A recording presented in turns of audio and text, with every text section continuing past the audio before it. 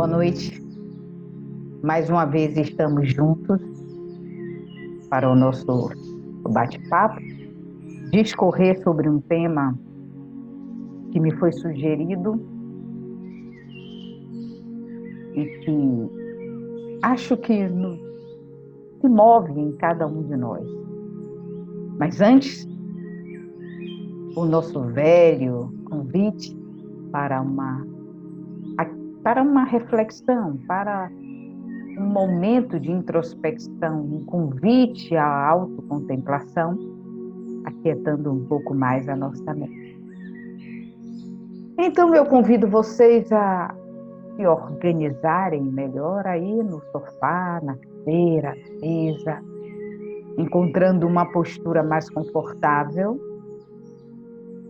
resgatando o verdadeiro sentido da determinação e da vontade que te faz parar tudo nesse momento e dedicar esse tempo a uma escutatória. Muito mais do que o mecanismo de sentar e escutar, tem algo que se abre, tem algo que se expande quando tomamos consciência da ação que estamos realizando. Então, ao sentar, ao se acomodar sobre a cadeira, convido vocês a trazerem a atenção para dentro, sentindo essa verdadeira disponibilidade em se perceber, abrindo um espaço interno para recepcionar o diálogo da noite, a conversa da noite, o papo da noite, o assunto que chega, e também aquietando um pouco a mente, deixando essa mente livre das ruminações do dia, das agitações do dia, das agitações da semana, para que possamos, de fato, estarmos no estado receptivo, acolhedor, e que possamos desfrutar dessa pausa com alegria, com determinação e com vontade. E quando cessamos os ruídos internos um pouco mais e vamos buscando lugares silenciosos dentro de cada um, percebendo como esses cantinhos silenciosos podem ser acolhedores, confortáveis, vamos nos sentindo em paz. Vamos compreendendo o verdadeiro sentido da meditação e da contemplação. Quando silenciamos a nossa mente, aquietando também, dentro do possível, o movimento do corpo, e entramos numa dança sincronizada entre mente e corpo, regidos pela vontade que prevalece, a vontade do aquietar-se. Quando estamos assim, abrimos mais ainda portais internos para a conexão com os nossos mestres. E aí não só desfrutamos de um lugar de extremo prazer e alegria, mas também reconhecemos esse lugar como um lugar muito familiar, porque é da nossa verdadeira natureza divinizável fazer contato com a paz interior e fazer contato com toda essa potência. E se ficamos um pouco mais aqui, nesse lugar gostoso, porque sentimos esse lugar pacífico em nós e porque tocamos esse lugar pacífico em nós, agora sim, nós podemos pensar em também expandir as nossas intenções para o próximo. Porque fizemos contato com esse lugar em nós, visitamos esse lugar de paz, de quietude, de segurança, Então, podemos, no fundo dos nossos corações, com toda a força da nossa intenção, desejar que todos os seres sencientes desse planeta também visitem o lugar de paz, o lugar de pausa, o lugar de silêncio que todos têm, que todos podem experimentar dentro de si mesmo.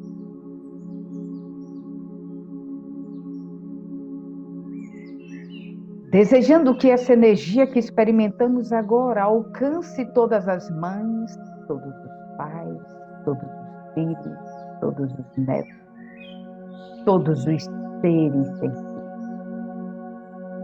Desejando que todo o planeta possa desfrutar de paz.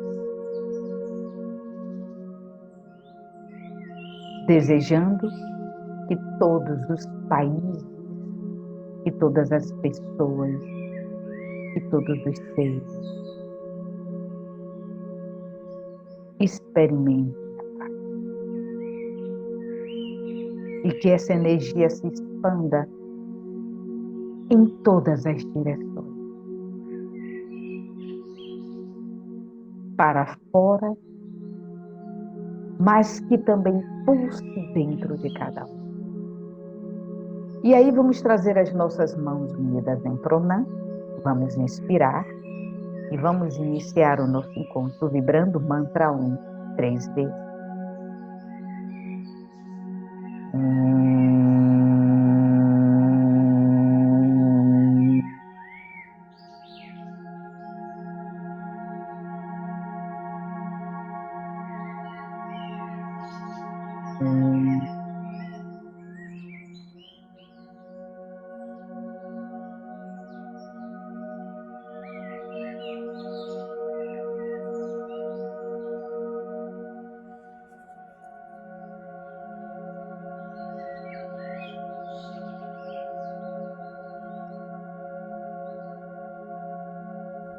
Vamos descer as nossas mãos com muita suavidade, deixando ainda o ouro vibrarem, acordando cada célula e despertando para a saúde plena, para a alegria, para a vitalidade. E aí podemos abrir os nossos olhos e, considerando o tema da noite de hoje, eu fiz questão de fazer uma abertura em que eu trazia a necessidade da gente primeiro fazer contato com o lugar em nós, lugar de prazer, um lugar de segurança, um lugar de sossego, para após contactar esse lugar, após tocar esse núcleo, nós tenhamos condições de desejar que todos os seres sencientes toquem esse mesmo lugar, possível em cada um. E com isso, eu começo a traçar o esboço do que vamos falar hoje à noite. O tema é um tema muito importante e muito desafiador, porque pede que tenhamos consciência apurada, aguçada. Parece simples. É um texto curtinho do livro Palavras de Vida Eterna, de Francisco Cândido Xavier, pelo espírito de Emmanuel. E Emmanuel tem um poder de síntese. Esse livro ele tem textos muito curtos, textos muito concisos, mas tem uma grandiosidade e complexidade enorme. E é preciso que a gente apure a nossa capacidade e também a nossa abertura para entender possíveis interpretações. O texto fala em salvar-se. Olha só, salvar-se. Salvar a si mesmo.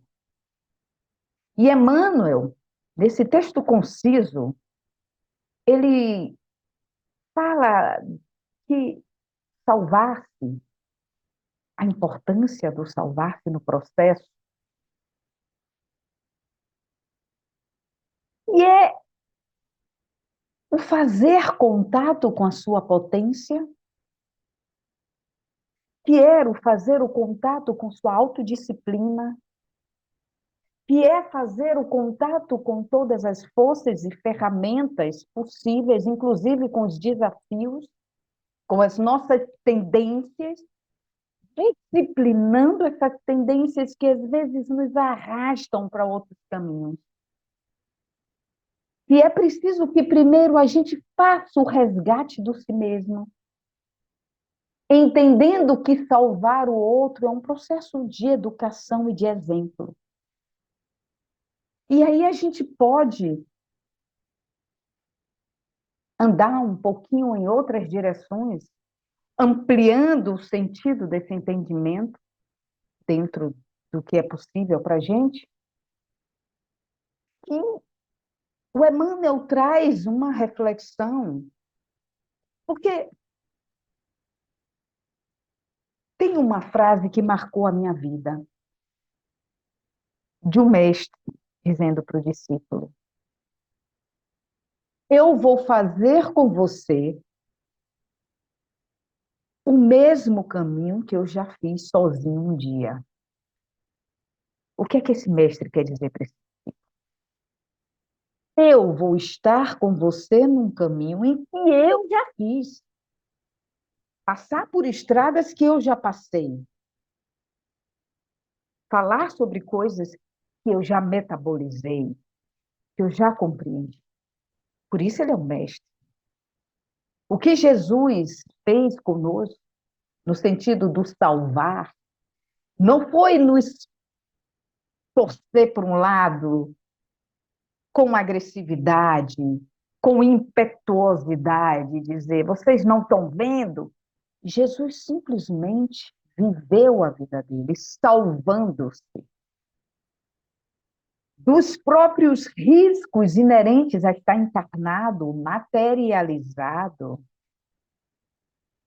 e deixando para nós um lindo caminho de exemplo puro, cristalino, absolutamente didático de como a gente pode se salvar também.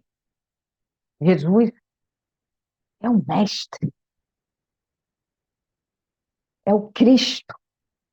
E ele ascendeu a esse lugar, ele chegou nesse lugar, provavelmente por caminhos áridos. E eu estou falando provavelmente porque a gente não pode só pensar nele encarnado como Cristo. Para ele chegar nessa encarnação, ele teve um longo caminho de aprendizado, de disciplina, de potência. Então, quando ele chega nessa encarnação, em que ele é o Cristo, onde ele, durante a encarnação, ele assume toda essa potência, ele sabe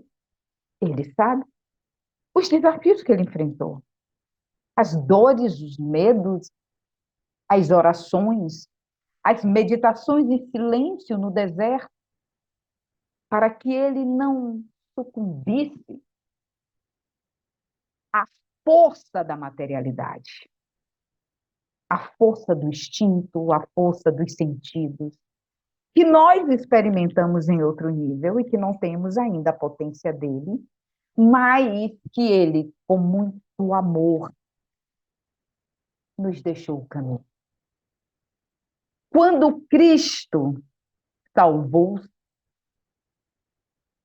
ele deixou um exemplo e ele nos diz: vocês também podem. E ele nos salvou, porque ele deixou esse exemplo, ele deixou algo tão didático, algo tão exemplificado, com uma história contada através de relatos dos seus apóstolos, dos evangelhos, em que a gente diz assim: é possível, Ele me mostrou que é possível. E quando ele se salvou e quando ele transcendeu, ele fez isso também, de certa forma, por nós. Mas ele teve que fazer o caminho dele. Ele teve que fazer os enfrentamentos dele. Então, Emmanuel nos traz a ideia de que o salvar-se não é algo restrito, fechado a um caminho religioso. Não é seguir dogmas. A gente vê isso na história de Jesus. Como ele dizia, não é assim.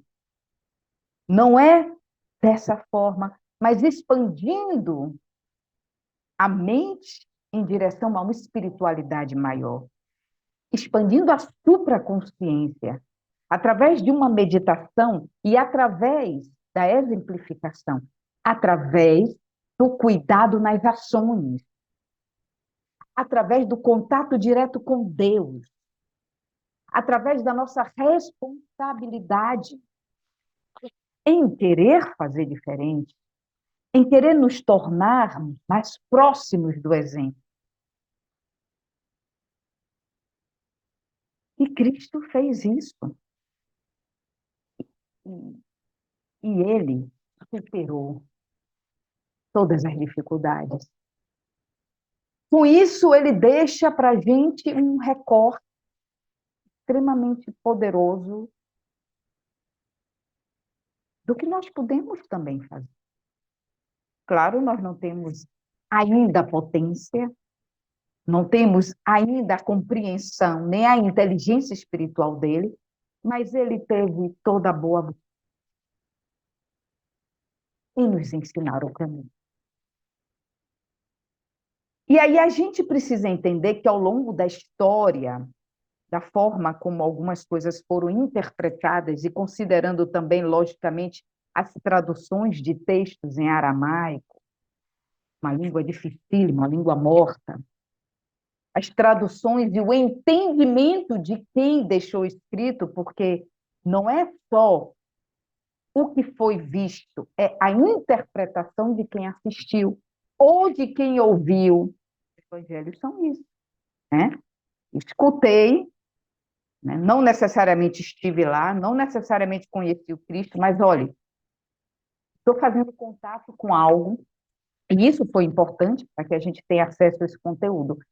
Mas a gente precisa entender que algumas coisas foram distorcidas, foram interpretadas talvez de maneira que não foi exatamente como aconteceu. E o tempo faz isso, porque a tradução faz isso. Mas tem uma força, mas tem uma veracidade, mas tem uma potência o ensinamento do Cristo que é inquestionável. Inquestionável. E aí a gente precisa entender que o salvar, e aí eu volto àquele Cristo que tinha a humildade de dizer: a tua fé te curou, em não assumir de forma alguma o milagre para si, mas em atribuir o milagre à própria pessoa que minutos atrás estava enferma, por vários motivos. Primeiro, porque ele era um homem de uma humildade, ele era um homem santo, ele tinha uma humildade e responsabilidade para si, não a sua fé. Porque era preciso que existisse uma vontade genuína de cura, de querer se desidentificar daquela enfermidade e de se identificar com a potência de Deus, para que você se curasse. Então, não era só o Cristo, mas tinha também um percentual significativo do próprio enfermo que fazia grande metamorfose em dizer: não quero mais ficar nesse lugar de sofrimento. E aí entra o Cristo com todo o seu amor, com toda a sua competência compassiva, e o milagre. E o milagre acontece. E Cristo dizia humildemente, e reconhecia, para que aquela pessoa soubesse que ela se curou. E que se ela se curou, ela também se tornou enferma. E que se amanhã outra enfermidade diferente vier, ela pode se curar, sem precisar se tornar refém nem dependente de ninguém. Esse é o verdadeiro mestre. O mestre que diz: olha quanta potência você tem para fazer o seu processo de salvar e de curar. Então, é aqui que a gente precisa entender que durante algum tempo, algo de religiosidade converteu a ideia que é preciso, né, que a gente tem que salvar o outro. E por conta disso, muitos de nós deixamos de investir no nosso caminho do auto-salvar, do salvar-se a si mesmo. Porque para o ego é muito satisfatório e muito tentador salvar o outro, mesmo quando não tenhamos ainda sequer conseguido nos salvar. Porque o ego adora a condição de ser importante, de fazer diferença. O ego adora o reconhecimento. E nós vemos inúmeras pessoas tentando salvar o outro, mas absolutamente em profundo processo de entristecimento, de enfermidade, onde precisa se olhar e se cuidar antes de pressupor que pode salvar alguém. Quando o mestre diz para o discípulo: eu estarei contigo e farei o mesmo caminho que um dia eu fiz sozinho, esse mestre primeiro se salva. Esse mestre primeiro visita os labirintos obscuros da alma. Esse mestre sai acendendo as luzes nas esquinas do seu inconsciente. Esse mestre, ele vai fazer o seu próprio bom combate. Porque não pense você, não vamos nos enganar. Todos nós temos esquinas, temos labirintos, porque é assim que a gente faz o processo. Então, não adianta o mestre, o Sadhguru, pegar na mão do discípulo, botar a mão na cabeça do Chela e dizer assim: eu estou te iluminando. O mestre, o Sadhguru, na tradição hindu, ele pode até facilitar, ele pode até ajudar o Chela, o discípulo, mas ele não vai fazer o caminho pelo discípulo. Se o discípulo estiver determinado a fazer seu caminho espiritual, se estiver seguindo uma obediência, sua disciplina, se estiver se esforçando na autocorreção, claro que o Sadhguru vai estar ali e vai estar amenizando e vai estar dizendo: eu estou aqui com você, mas você precisa fazer seu esforço. É que nem o pai, é que nem a mãe. Não adianta o pai resolver tudo para a criança. Aquela criança vai se tornar uma incapacitada, que teve sequestrado a sua capacidade em reconhecer a potência através do próprio esforço. O pai e a mãe que fazem tudo para a criança tornam essa criança limitadíssima. Porque o que faz a gente reconhecer a nossa potência, a nossa habilidade, são as dificuldades, não são as facilidades. Então, o guru, ele não vai facilitar o caminho do discípulo, ele vai estar com o discípulo. E ele vai estar sabendo o tanto que o discípulo, o tanto que o seu protegido está empenhado no caminho. Então, o salvar-se é o se reeducar no caminho espiritual. É o buscar a sua disciplina na autocorreção das tendências que estão causando dor e sofrimento e obscurecendo o seu caminho. O salvar-se É dar o exemplo. Mais do que o blá, blá, blá, blá, blá, blá, blá, blá, blá, blá, blá. É dar o exemplo.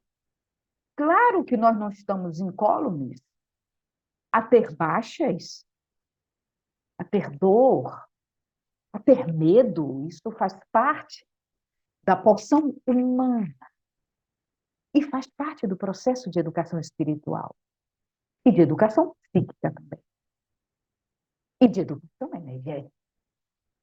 Mas não é o que vejo, é como eu vejo. Não é o que passo, é como eu passo. É como eu interpreto aquela situação. Então, o estar encarnado é um processo de aprender a salvar-se. Salvar-se significa empenhar-se no processo de autoaprimoramento. Porque quando eu estou nesse processo, é lógico que eu terei um comportamento didático com o próximo. Isso faz toda a diferença. E volto a dizer, ninguém pode salvar se não experimentou no próprio caminho a experiência do salvar a si mesmo. Eu não posso dizer ao outro como acender a luz da sua própria vida se eu ainda estou procurando o interruptor da minha. Então, o ego adora a ideia do ajudar o outro no sentido de eu resolvo sua vida. Mas isso é um péssimo negócio. O primeiro, porque você não vai ter condições de resolver. Nós já falamos sobre isso aqui. Muitas vezes a gente não vai ter condições de resolver mesmo. Até porque o momento é do outro. A experiência do outro é do outro. A forma como ele decodifica a experiência é através da sua vivência, dos experimentos de vida, do que ele viveu e não viveu. Esse é o grande arsenal que vai mobilizar psiquicamente ele para entender a situação e decodificar. Nós temos outra experiência. E outra coisa que é importante, a gente não pode destituir o direito do outro de experimentar a própria potência em se curar, em se salvar. Mas a gente pode ajudá-lo. Primeiro, com o nosso exemplo, com o nosso amor, com o nosso apoio, com a nossa compreensão. Essa semana me chegou uma frase, certamente não é minha, certamente não. Certamente é do universo. Claro, não tem nada de ninguém, é tudo cósmico. Mas foi uma frase que me tocou profundamente, onde eu pude dizer para uma pessoa querida que a gente não pode resolver tudo, mas a gente pode amar sempre.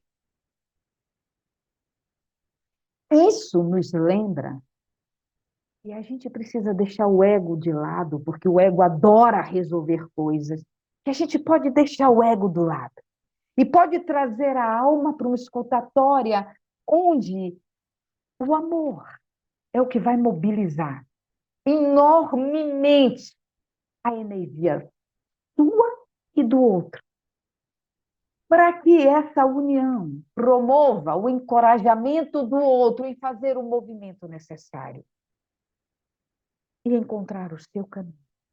E encontrar as atitudes mais corretas, vamos dizer assim, ou mais adequadas, não corretas, mais adequadas para resolver o seu problema.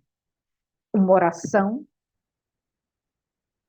regada de amor tem um poder de cura incomensurável. Mais do que muitas palavras, mais do que muitas ações. O sentir compaixão pelo outro, o sentir empatia pelo outro, tem um poder de cura inestimável.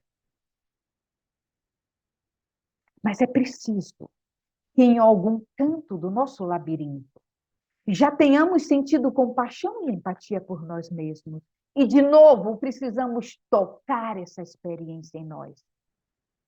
Precisamos experimentar em nós compaixão e empatia. Precisamos ter batido no poço lá embaixo e ter encontrado potência para subir até a superfície e dizer: eu posso. E quando eu digo eu posso, eu reconheço que todos, absolutamente todos os seres sencientes também podem. Porque também têm potência. Porque também são filhos do mesmo Deus e são amados igualmente por Ele.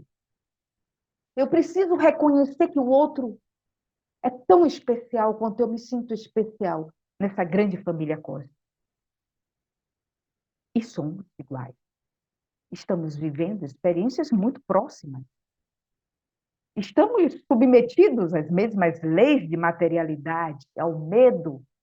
Podemos ter medo em situações diferentes, mas experimentamos o medo. Podemos ter raiva, podemos experimentar agressividade por motivos diferentes, mas temos agressividade disponível para nos defender. Então, é preciso que, ao nos salvar, ao reconhecer que eu já visitei esses labirintos e que eu pude contar com esse Deus misericordioso, e eu pude me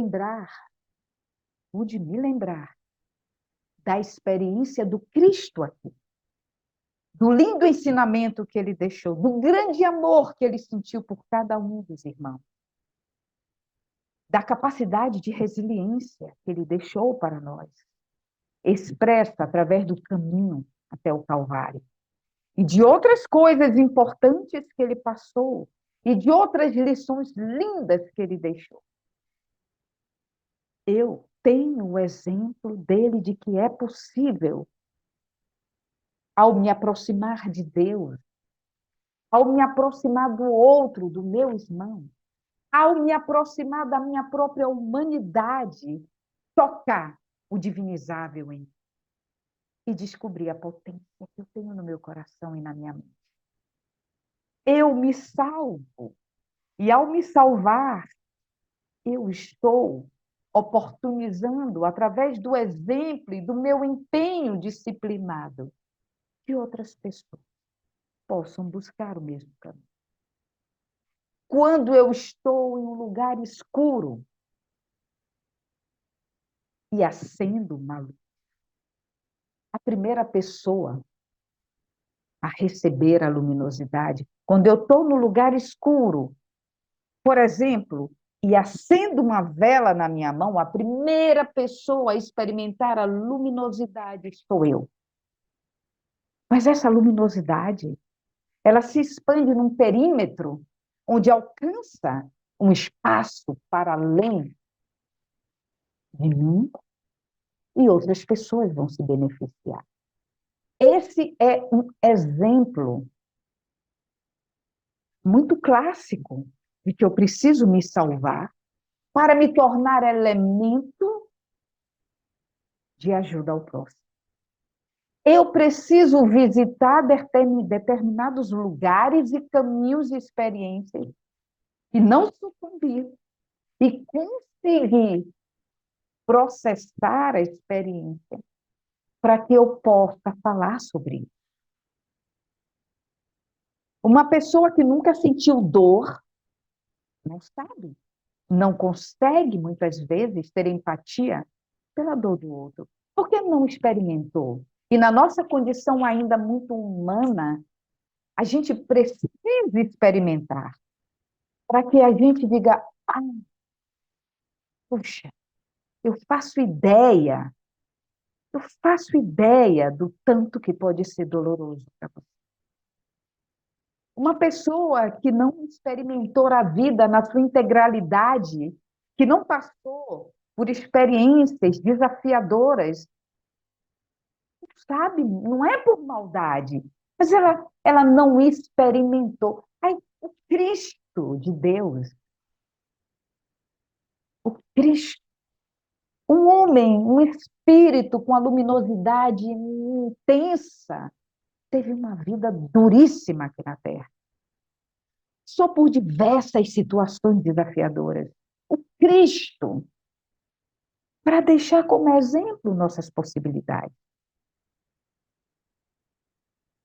O mito de Quiron, que é a história do centauro, que era um semideus, que eu sempre falo, e que se tornou o maior curador, depois que acidentalmente ele recebeu uma flechada que era para ser fatal, mas por ele ser um semideus, ele não morria, mas também não fechava, não cicatrizava, e ele sentia dor na sua pata, né? Centauro, metade animal, metade homem, fez dele o grande curador daquele lugar. Porque ele experimentava na própria ferida, na própria chaga, a sua humanidade. É assim. E se tornou o maior curador do reino, porque ele sentia também a sua vulnerabilidade. E ele transmutou sua dor. É isso que nos torna mais próximo do outro. São as semelhanças, as sincronicidades do humano. Preciso me salvar, porque é para isso que eu estou no processo de samsara, na roda de renascimento.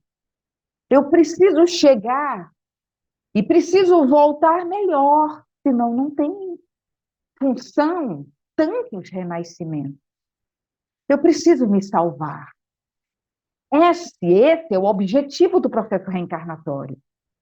E quando eu vou salvando, eu vou acendendo pequenos focos de luminosidade ao meu entorno. E isso vai tornando possível o caminho ser clarificado, não só para mim, mas para quem estiver partilhando da estrada comigo. Enquanto eu estou preocupada em salvar o outro, muitas vezes eu esqueço o meu próprio processo de autocura, de autocorreção, de autorrefinamento, de autoobservação. Sem julgamento, mas com observância das leis espirituais que movem a minha. Quando eu me salvo, há uma grande possibilidade de eu mobilizar muita energia de cura em direção ao outro. É assim que o ego adora ser responsável por salvar o outro, mas de nada vale um cego tentando guiar um que também não consegue enxergar. De nada vale um enfermo estar cuidando de uma doença. Em todas as profissões, em todos os lugares, uma pessoa que está buscando a sua cura espiritual, a sua cura psíquica, a sua cura emocional e energética, é uma pessoa que se transforma um grande contribuinte cósmico. Não precisa nem ter intenção, vai ser um grande contribuinte cósmico e o universo vai tratar de oferecer trabalho para aquela pessoa.